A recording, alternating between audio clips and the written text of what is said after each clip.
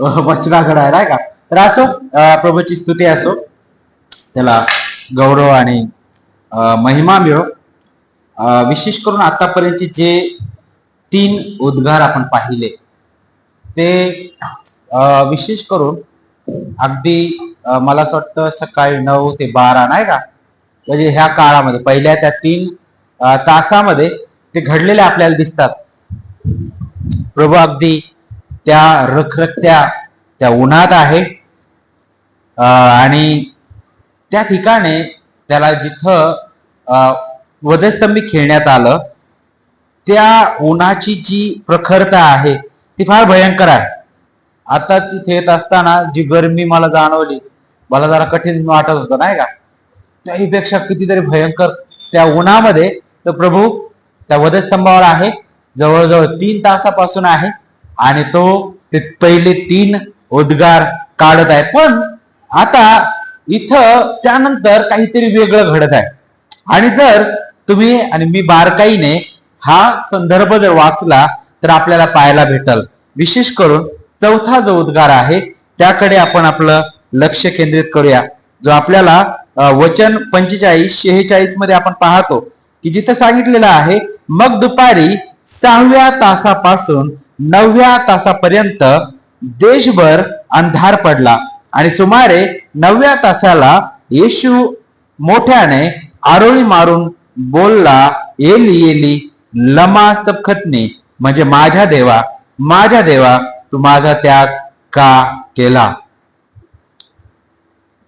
आता आपण जर बारकाईने विचार केला तर सुरुवातीचे जे उद्गार आहे, सगळ्यात सुरुवातीचा उद्गार, पहिला उद्गार जो काढला प्रभूने, तो काय म्हटलेला? हे बाप्पा, तू यांना क्षमा कर, कारण ते जे काही करत आहेत त्यांना कळत नाही.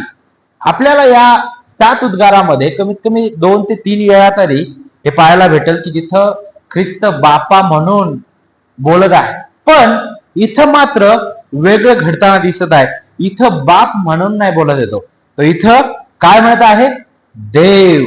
इथे देवाचा उल्लेख तो करत आहे. तो इथं माझा पिता म्हणून आता बोलत नव्हता, तर आता तो माझा देव म्हणून तिथे बोलत होता, कारण तो आता महान गौरवी प्रभू म्हणून सर्व त्याच्या निवडलेल्या लोकांचं पाप स्वतःवर घेऊन आता तिथं मध्यस्थी करत होता. सर्वांसाठी देवाचा वधलेला कोकरा म्हणून तो त्या ठिकाणी उभा होता. तो बदली अर्पण म्हणून, आपला बदली प्रतिनिधी म्हणून देवाच्या पवित्र न्यायासमोर तो प्रायश्चित्त करत होता. म्हणूनच यशिया 53 आणि वचन 3 मध्ये म्हटलेला आहे की तुच्छ मानलेला, मनुष्यांनी टाकलेला, क्लेशांनी व्यापिलेला आणि व्याधींशी परिचित असलेला असा तो पुरुष पाहून लोक तोंड फिरवीत, कारण आपल्या सर्वांचे पाप त्याच्यावर लादले होते. किती भयंकर आहे! त्या 2 चोरांमध्ये दोष होता, त्यांच्यावर आरोप करण्यासाठी जागा होती, नाही का? कारण ते अपराधी होते. पण तुम्हाला माहिती आहे का, ख्रिस्ताची जवळजवळ 6 वेळा चौकशी करण्यात आली. कसून चौकशी करण्यात आली? इथून दुसरीकडे, दुसरीकडून पुन्हा तिसरीकडे, मग पुन्हा एकीकडे, नाही का? त्या याजकांकडे, मग पिलाताकडे, नाही का? मग अशी ती चौकशी चालू होती. त्याच्यावर खोटे आरोप लावण्याचा प्रयत्न केला, पण तरी सुद्धा त्याच्या ठाई दोष आढळलेला नाही. पिलात स्वतः साक्ष देतो की मला यात दोष आढळत नाही. आणि आपल्याला माहित आहे, पेत्र म्हणतो की तो निर्दोष होता, तो निष्कलंक होता, त्याच्या ठाई कोणताही दोष नव्हता, पण तो आपल्यासाठी पाप असा झालेला आहे. पौलानेही तेच म्हटलेलं आहे. हा दुःख भोगणारा जो सेवक आहे तो परिपूर्ण केवळ मनुष्यच नव्हता, तर तो परिपूर्ण देवाचा पुत्र देखील होता. आणि पहा, अशा गौरवी प्रभूला माणसाने नष्ट करण्याची इच्छा असणं यात आश्चर्य नाहीये. का बरं? कारण मनुष्य भ्रष्ट आहे. तो कधी जिवंत देवाकडे येऊ शकत नाही स्वतःहून. रोमकरास पत्र आपल्याला सांगतं, स्तोत्र 14:1 मध्ये म्हटलेलं आहे की मूर्ख आपल्या मनात म्हणतो, देवच नाही, नाही का? आणि मग आपण पाहतो की हा स्वर्गीय पित्याचा परमप्रिय पुत्र आपल्याला शिकायला भेटतं की ज्याच्यावर त्याची प्रीती होती आणि ज्याच्याविषयी पित्याने घोषित केलं की मी ह्याच्यामध्ये संतुष्ट आहे, अशा परमप्रिय पुत्राला लाजिरवाण्या मृत्यूसाठी दुष्टांच्या हाती देणं किती भयावह आहे. ख्रिस्ताचे विशेष करून हे जे शब्द आहेत, माझ्या देवा तू माझा त्याग का केला, हे इथं आपल्याला ख्रिस्ताचं भयानक दुःख दाखवणार आहे. आपण जर नियमशास्त्रामध्ये पाहिलं, सुरुवातीलाच मी आपल्याला सांगितलेलं आहे की जो झाडावर टांगलेला आहे तो शापित असं म्हटलेलं आहे, बरोबर की नाही?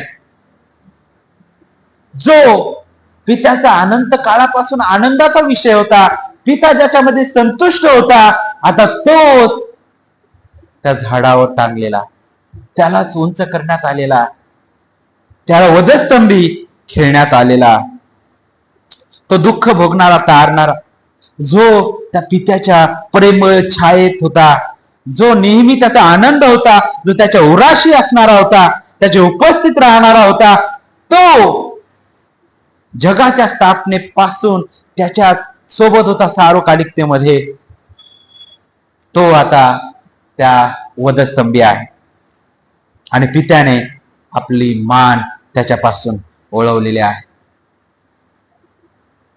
किती अद्भुत आहे. या भूतलावर असताना तो म्हणतो की पिता आणि मी एक आहे, मी पित्याची इच्छा पूर्ण करायला आलेलो आहे. पिता म्हणतो की हा माझा परमप्रिय पुत्र आहे, याच्यावर मी संतुष्ट आहे. पण आता काय घडलेलं आहे की पित्याने आपलं मुख त्याच्यापासून फिरवलेलं आहे. सर्व त्याच्या लोकांचे पाप त्याच्यावर लादण्यात आलेले होते. आतापर्यंत लोकांनी केलेली थट्टा, त्याला बसलेले फटके, त्याच्यावर थुंकणं, त्याच्या होणारा अपमान, त्याच्या डोक्यात मुकुट घालणं, त्या वधस्तंभी खिळणं, त्या सर्व क्लेशदायक वेदनांपेक्षाही भयंकर क्लेशदायक वेदना इथं आपल्याला पाहायला भेटते, जिथं प्रभूने किंकाळी केलेली आहे, ओरड केलेली आहे, माझ्या देवा तू माझा त्याग का केला. तो ओरडला. प्रथम हे बापा तू यांना क्षमा कर. दुसरा आपल्याला पाहायला भेटतं त्याचं दयाळू हृदय पाहायला भेटतं. चोराला तो म्हटला की तो आज मजबरोबर सुख लोकात असणार आहे. आपल्या आईबद्दल तो त्याने केलेली काळजी, मरियेबद्दल त्याने केलेली काळजी, जिव्हाळ्याचा तो उद्गार आपण पाहतो. पण इथं आपल्याला पाहायला भेटतं की तो आता पूर्ण वेदना सहन करत आहे. पुन्हा आपल्याला पाहायला भेटतं की तो त्या वेदनेतून जात आहे. पूर्वी दाविदाने म्हटलं होतं की मी नीतिमानाला कधी सोडलेलं पाहिलं नाही, आहे का? देवाने नीतिमानाला सोडलेलं असं मी कधीच पाहिलेलं नाही. पण इथं आता त्या नीतिमानाला सोडलेलं दिसत आहे. जो नीतिमान, जो निर्दोष आणि निष्कलंक, त्याच्याकडे देव आता रागाने पाहत आहे. माझ्या देवा तू माझा त्याग का केला, ही पापाची भयानकता दाखवतं.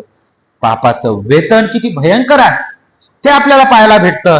हे मानवी हृदयाची नीचता पण दाखवणार आहे. देवाचा तिरस्कार, कृतज्ञता, प्रकाशापेक्षा अंधारावर प्रीती करणं, जीवन देणाऱ्या त्या राजकुमाराऐवजी एका त्या मारेकऱ्याला सोडा, त्या बरबाला सोडा, ही किती भयानकता आहे. वैरभाव करणं किती भयंकर आहे, नाही का? हे आपल्याला इथून शिकायला भेटतं. मानवाची स्थिती आपल्याला पाहायला भेटते. पण दुसरीकडे दैवी स्वभावाची परिपूर्णता पण पाहायला भेटते की देव अति पवित्र आहे, तो न्यायी आहे आणि तो कधीच पापाकडे डोळे झाक करू शकत नाही, नाही का? तो पापाकडे फार क्रोधाने पाहतो आणि तेच आपल्याला ख्रिस्ताकडे पाहायला भेटत आहे. त्या क्रूसावर आपल्या त्या घृणास्पद पापाचं जे वेतन आहे ते ख्रिस्ताने स्वतःवर घेतलेलं आहे. आपल्या पापाचं वेतन मरण ते ख्रिस्ताने सोसलेलं आहे. रोमकरास पत्र सांगतं एका व्यक्तीच्या द्वारे मरण या जगात आलं, पण दुसऱ्या व्यक्तीच्या आज्ञापालनाने जीवन आलेलं आहे. किती भयंकर आहे पाप, नाही का, देवापासून होणारा दुरावा ते दाखवणारा आहे, त्याची ते आठवण करून देणारा आहे. आणि म्हणूनच आपल्याला पाहायला भेटतं की प्रभूच्या त्या शब्दामध्ये मनुष्याची दयनीय अवस्था पाहायला भेटते, देवाचं पावित्र्य आपल्याला पाहायला भेटतं. त्या वधस्तंभावर त्याला खिळल्यानंतर सैतानाला वाटलं की मी आता जिंकलेलो आहे. त्याचं वधस्तंभावर जाणं नक्कीच त्या उत्पत्ती 3:15ची आठवण करून देणारे आहे. ते स्त्रीचं संतान तुझं डोकं ठेचेल म्हणे, पण त्याच्या अगोदर काय सांगितलं, तू त्याची टाच फोडशील. तुम्हाला माहिती आहे का, सुरुवातीपासून हेरोदाने त्याला मारण्याचा प्रयत्न केला, त्याच्या गावकऱ्यांनी त्याचा विरोध केला, पुष्कळदा त्याला प्रश्नात अडकवण्यात आलं, त्याला त्याच्या जवळच्या व्यक्तीने चुंबन घेऊन पकडून दिलं, त्याला फटके मारले, त्याला वधस्तंभी खिळलं. हे सर्व त्याने टाच फोडली त्याची आठवण करून देत होतं. पण त्याला माहित नव्हतं की तो जे कळत आहे ना, देवाची योजना पूर्ण होत आहे. आणि तेच जे त्याचं टाच फोडणं आहे तेच त्याचं डोकं ठेचणार आहे. ख्रिस्ताच्या वधस्तंभावर सैतानाचं डोकं ठेचण्यात आलेलं आहे. तो पवित्र नीतिमान न्याय ख्रिस्ताने स्वतःवर घेतलेला आहे. पहा तो किती पवित्र आहे प्रभू, त्याची पवित्रता आपल्याला पाहायला भेटते. ते सराफिम सुद्धा आपले मुख त्याच्या समोर झाकतात. अब्राम म्हणतो की प्रभू तू इतका पवित्र आहे की मी तुझ्या समोर केवळ धूळ आणि राख आहे. योग काय म्हणतात 42व्या अध्यायामध्ये, तो म्हणतो की तू इतका पवित्र आहे म्हणूनच तर मी धूळ राखेत बसतो. हबक्कूक म्हणतो 1 अध्याय वचन 13 मध्ये, तुझे डोळे इतके पवित्र आहेत की दुष्टता तुझ्याने पाहवत नाही. आणि तेच आपल्याला इथं या उद्गारात पाहायला भेटत आहे. माझ्या देवा तू माझा त्याग का केला. हे त्या गेतशेमाने बागेमध्ये काय केलं प्रभूने त्याचा सुद्धा उलगडा देतो, जिथं प्रभू अति खिन्न झालेला होता नाही का, आणि तो प्रार्थना करत होता आणि तो म्हणतो की पित्या, हे बापा, हा प्याला माझ्यावरून टळून जाओ, तथापि माझी इच्छा नाही तर तुझी इच्छा पूर्ण हो. आणि तेच घडत आहे. ख्रिस्ताचा वधस्तंभावरील मृत्यू तो आपल्यासाठी शाप असा झालेला आहे, त्याची आठवण करून देणारा आहे. यासाठी की नियमशास्त्रामुळे जे आपण शापाखाली होतो त्यातून आपण सुटावं, देवाच्या दंडापासून आपण सुटावं. आणि म्हणूनच तिथं त्याला आपल्याला पाहायला भेटतं टांगण्यात आलेलं. तुम्हाला माहिती मोशेने अरण्यात सर्प उंच केला, ख्रिस्ताने ते उदाहरण स्वतःसाठी लावलंय. योहान शुभवर्तमान 3 अध्यायामध्ये तुम्हाला माहितीये का, सर्पाचं उदाहरण ज्यावेळेस ख्रिस्त स्वतःला लावतो त्यावेळेस तो याचीच आठवण करून देत आहे. कारण सर्प जो आहे, जर तुम्ही त्याच्याबद्दल जर पाहिलं तर त्याला शाप देण्यात आलेला होता उत्पत्तीमध्ये, बरोबर की नाही. तशाच प्रकारे मनुष्याच्या पुत्राला उंच करण्यात आलं, तो आपल्यासाठी शाप असा झालेला आहे. त्या शापाची आठवण ते करून देणारा आहे. इब्री लोकास पत्रकर्ता जो आहे तो आपल्याला सांगतो की पहा, त्याला विशी बाहेर नेण्यात आलं आपल्यासाठी. देवाच्या उपस्थितीतून तो दूर गेलेला आहे, तो आपल्यासाठी पाप असा झाला. त्या पितळेच्या त्या सापासारखा तो शाप असा आपल्यासाठी बनलेला आहे. त्याच्यावर काट्यांचा मुकुट घालण्यात आला, ते सुद्धा त्या शापाचं प्रतीक होतं. त्याला उंचवण्यात आलं, त्याचं कपाळ काट्यांनी वेढलेलं होतं. ते ह्या दर्शनासाठी की तो तुमच्यासाठी आणि माझ्यासाठी शाप असा झालेला आहे. आणि त्याचीच आठवण आपल्याला 3 तास तो पडलेला अंधार होता ते करून देतं. किती भयानकता आहे. तो अंधार आपल्याला देवाच्या क्रोधाची आठवण करून देणारा आहे. तो अंधार 3 तास होता आणि जणू काय त्या प्रभूवर 3 तास तो सार्वकालिक नरक जो आपल्यावरचा होता तो लादण्यात आलेला होता. तो सार्वकालिक नरक तो तिथं त्या 3 तासाच्या काळामध्ये सहन करत होता. म्हणून प्रभू आता 3 तास काहीच बोललेला नाही, तो पूर्णपणे शांत होता, कारण पूर्ण क्रोध त्याच्यावर उतरलेला आहे. तो प्याला ज्याबद्दल प्रभूने गेतशेमाने बागेमध्ये प्रार्थना केली, तो प्याला म्हणजे तो पूर्ण नरक होता, तो तुमचा आणि माझ्या वाटेचा होता, तो ख्रिस्ताने स्वतः पेलेला आहे. आणि हे 3 तासाचा अंधकार आपल्याला त्याची आठवण करून देतं. गलतीकारस पत्र 2 अध्याय वचन 20 मध्ये आपण पाहतो, पौल त्याचीच आठवण करून देतो, मी ख्रिस्ताबरोबर वधस्तंभी खिळलेला आहे, तो आपल्यासाठी बदली अर्पण झालेला आहे. कलसे 3:3 मध्ये सांगितलं, कारण तुम्ही मृत झाला आहात आणि तुमचे जीवन ख्रिस्तामध्ये देवामध्ये गुप्त ठेवलेले आहे. माझ्या देवा तू माझा त्याग का केला. हे आपल्याला ख्रिस्ताच्या सर्वोच्च प्रेमाची आठवण करून देणार आहे. ख्रिस्त योहान 15 अध्यायामध्ये काय म्हटलं? आपल्या मित्रांकरता आपला प्राण द्यावा, यापेक्षा कोणाची प्रीती श्रेष्ठ आहे? ख्रिस्ताने तुमच्यासाठी माझ्यासाठी प्राण द्यावा. तो म्हणतो की उत्तम मेंढपाळ आपल्या मेंढरासाठी प्राण देतो, आणि तेच त्याने केलेलं आहे. इथे आपल्याला मोठ्या आशेबद्दल शिकायला भेटतं. पुष्कळदा असं वाटेल की अरे किती भयंकर आहे, तो प्रभू शांत झालेला आहे, पूर्ण अंधकार झालेला आहे, पहा किती भयानकता आहे पापाची, ती पूर्ण सृष्टी सुद्धा दुःख करताना दिसत आहे.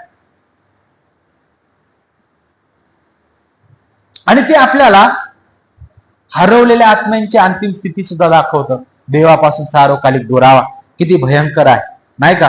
दुसरे थेसलोनिकरास पत्र अध्याय 1 वचन 9 मध्ये आपल्या पवित्र जनांच्या ठाई गौरव मिळावा म्हणून त्या दिवशी विश्वास ठेवणाऱ्या सर्वांच्या ठाई आश्चर्यपात्र व्हावे म्हणून तो येईल, कारण आम्ही दिलेल्या साक्षीवर तुम्ही विश्वास ठेवला आहे.